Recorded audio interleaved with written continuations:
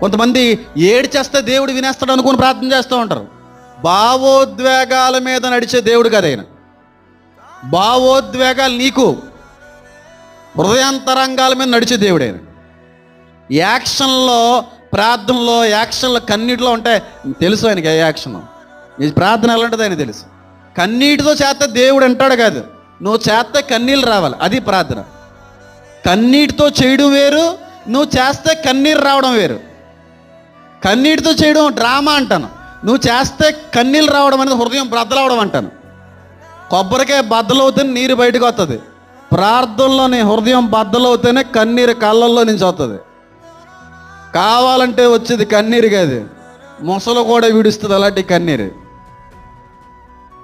దొంగ భక్తి చేయకండి, నామకార్థపు భక్తి చేయకండి, నామకార్థపు ప్రార్థనలో అస్సలు చేయకండి.